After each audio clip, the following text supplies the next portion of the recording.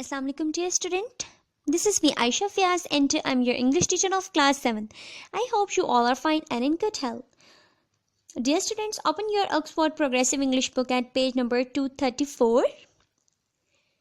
Today we are going to start lesson number 2 of unit number 9. And our topic is Frankenstein. So dear students, let's start reading. The following text is an extract from dramatized adaptation of Frankenstein. Frankenstein was written by Mary Shelley in 1816 when she was a young 18 years old wife of the great English poet Percy Bysshe Shelley. Frankenstein की dramatised शक्ल में से ये text लिया गया है. इसे 1816 में मैरी शैले ने लिखा जबकि वो अजीम शायर अंग्रेज़ शायर पर्सी बिश शैले की 18 साला बीवी थी. This is a gothic tale. ये एक गोथिक कहानी है. A kind of 19th century science fiction story in which Mary Shelley explored important issues of her time. ये एक गोथिक कहानी है. 19वीं सदी की एक तरह की साइंसी कहानी है जिसमें मैरी शैले अपने वक्त के अहम मसाइल का जायजा लिया. This story is about a scientist called Victor Frankenstein who has been experimenting with electricity. ये कहानी विक्टर फ्रैंकेनस्टाइन नामी एक साइंसदान के मुतल्लिक है जो बिजली पर तजर्बात कर रहा है, एक्सपेरिमेंट्स कर रहा है बिजली पर. By passing an electric current through dead frogs and severed human hands. मुर्दा मेंढकों और कटे हुए इंसानी हाथों में से बिजली गुजार कर वो इनमें दोबारा ज़िंदगी पैदा होने के असरार पैदा कर सकता था.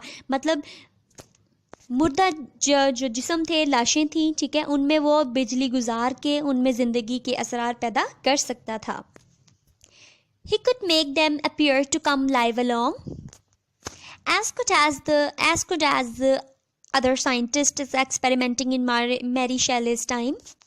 जैसा कि मैरी शैले के वक्त में तजुर्बात करने वाले दूसरे साइंसदान कर सकते थे. But Frankenstein has gone one fatal step further.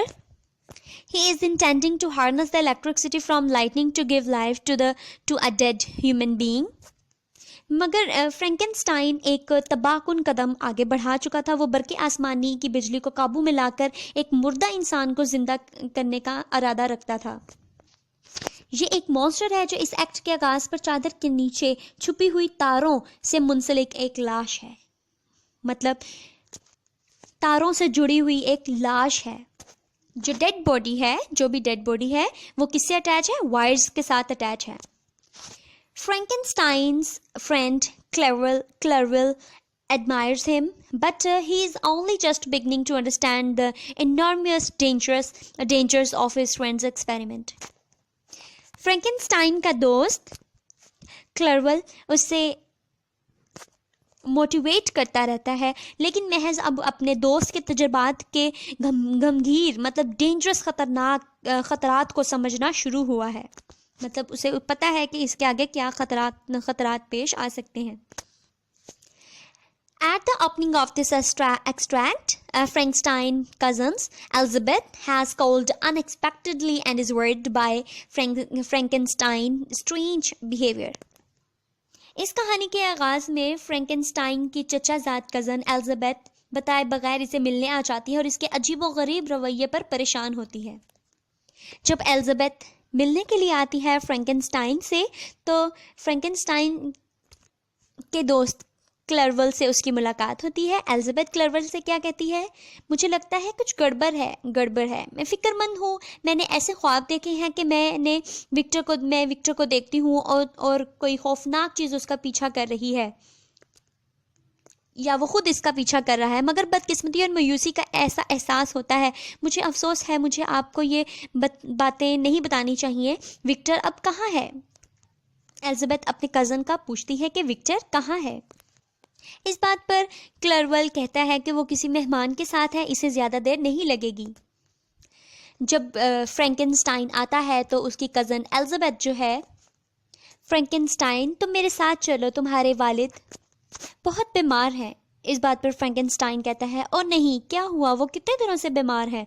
फिर इस बात पर एलिजाबेथ कहती है फिपरों का मर्ज है, मैंने 1 माह कबल तुम्हें ख़त लिखा था जब पहली मर्तबा ये ज़ाहिर हुआ, और 15 दिन बाद दोबारा ख़त लिखा, और गुज़िश्ता हफ्ता एक बार फिर लिखा। विक्टर, तुम क्या कर रहे हो? तुम मेरे खतूत का जवाब क्यों नहीं देते हो? तुमने इन्हें पढ़ा भी नहीं है। अगर तुम अपने वालिद को ज़िंदा देखना चाहते हो तो बेहतर है कि कल घर चलो। लेकिन इस बात पर फ्रैंकेनस्टाइन कहता है कि मैं घर नहीं जाना चाहता हूँ, मुझे बहुत से काम हैं यहाँ पे। एलिज़ाबेथ उसे बहुत इसरार करती है कि तुम मेरे साथ चलो। इस बात पर वो गुस्से में आ जाती है और कहती है चलो ठीक है, जो तुम करना चाहो वो करो, और वो जाकर सो जाती है। और फ्रैंकेनस्टाइन जो है वो 6 साल से अपने तजर्बे के पीछे हाथ धोकर पड़ा हुआ है, और वो अपने तजर्बे को कामयाब होता हुआ देखना चाहता है। और आखिरकार एक रात ज़ोरदार बिजली चमकती है और उस मॉन्स्टर में जान आ जाती है। वो उन बिजली की तारों को पीछे करता है और उसको देखता है, जो बहुत ज़्यादा लंबा और ताकतवर जिस्म का मालिक है। उसकी आंखें खौफनाक दिखाई देती हैं और वो आखिरकार अपने तजर्बे में कामयाब हो जाता है। लेकिन जैसे ही मॉन्स्टर उसकी तरफ बढ़ता है तो वो डर के भाग जाता है। Thank you so much dear students, I hope आपको आज की स्टोरी बहुत अच्छी लगी होगी। स्टे होम, स्टे सेफ, अल्लाह हाफिज़।